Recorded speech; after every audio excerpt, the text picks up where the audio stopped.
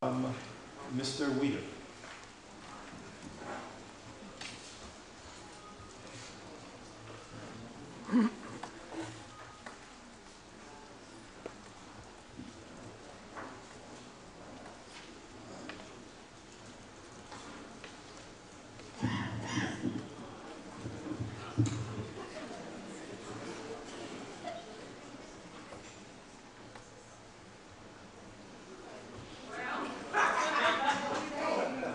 Good evening, ladies and gentlemen.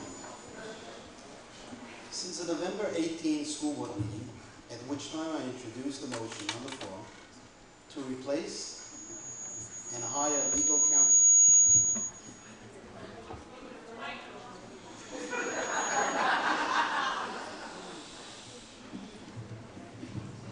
to replace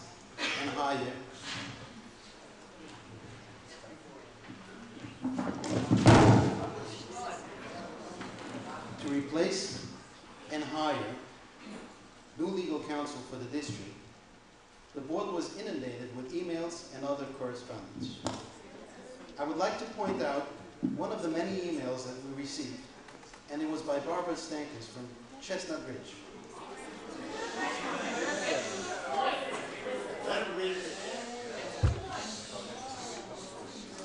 She writes the following, quote, "As a longtime tax-paying resident of Chestnut Ridge, I sincerely want to thank each and every member of the school board for their tireless dedication to our school system.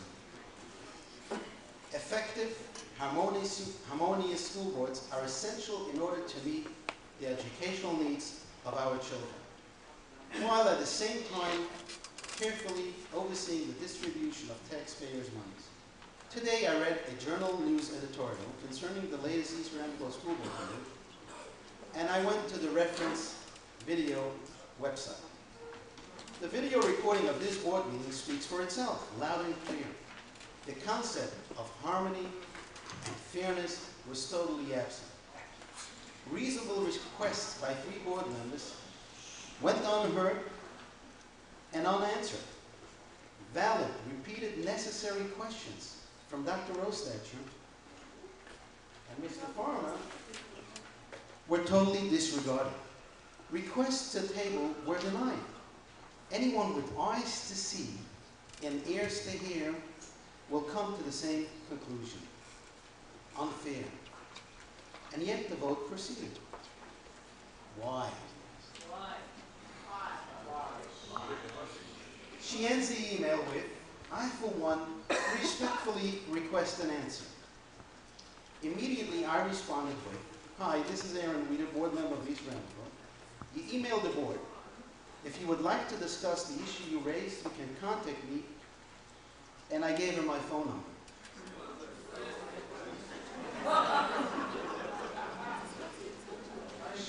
She replied, "Dear Mr. Wieder, thank you for your very prompt response to my email. I appreciate your effort for me to call you on your BlackBerry. That was very kind of you. I know you are a busy man. However, in order to do justice to the seriousness of my questions, I will wait until the next board meeting, at which time you can answer my questions and the questions of my neighbors in a public forum. And that way, the entire community will have the benefit of your response. I look forward to meeting you at the next board meeting on Wednesday, December 2nd. Thank you, Barbara Stankus." Barbara is right. I owe the public an explanation and answers. But Barbara, I must add, I owe the public an apology as well. After the video clips of the last meetings were posted on the internet, they received a huge number of hits. Let me confess, I myself am responsible for a big number of these hits. Yes, these clips don't look good. And yes, it is apparent in the clips that there are many unanswered questions.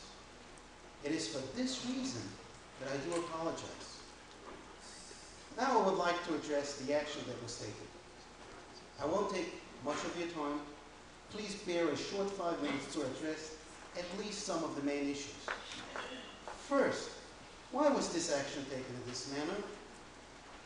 Why wasn't this done a little more procedural, as expected by a well-functioning board?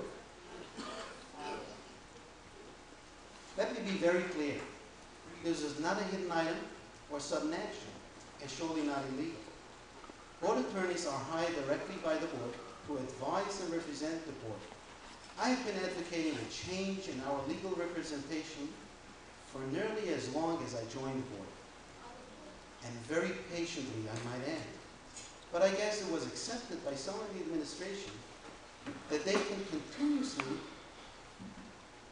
disregard and prevent this from being properly discussed.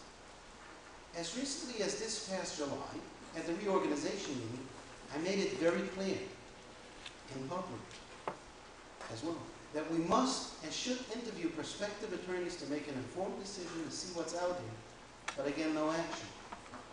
Yes, had my advice been followed by the administration then, we would have by now interviewed more candidates and given the public much more insight. I, for one, decided to take it seriously and look for a possible replacement. And when I found an attorney I thought will be well suited for this district, I introduced him to the entire board to interview. This happened 2 months ago. The one board member that was absent from the interview, I continuously urged him to interview this firm, but to no avail. No other firms were interviewed, and no other firms were brought to the table until the very last minute.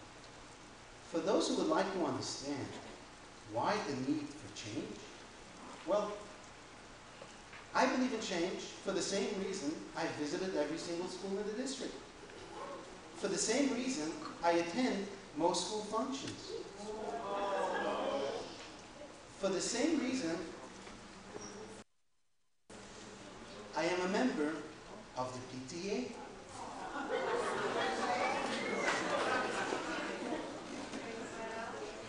For the same reason, I participated in the reading program and read books to the precious young students of this district.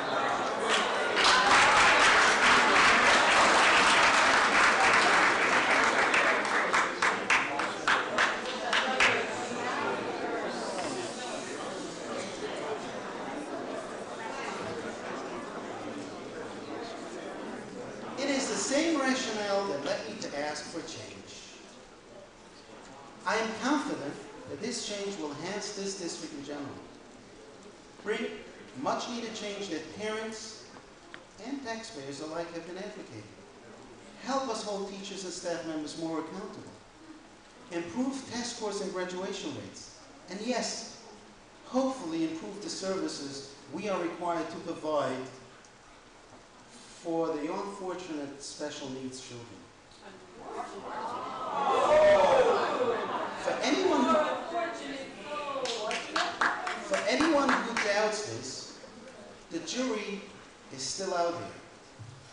Change we can believe in comes with bold and daring actions, which at times can be highly controversial. At this pivotal time, I would like to reach out to each and every person of this great district. I appeal to your human feelings.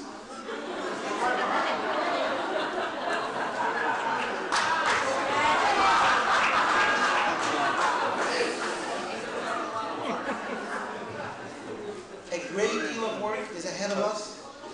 Let us unite and rekindle the human spirit for the betterment of all students in this district. Now, Barbara, I hope I addressed the issues you raised.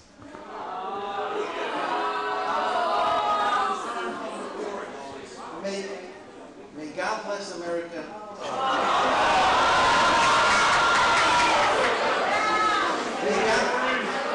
May God bless all of us. Thank you and good night.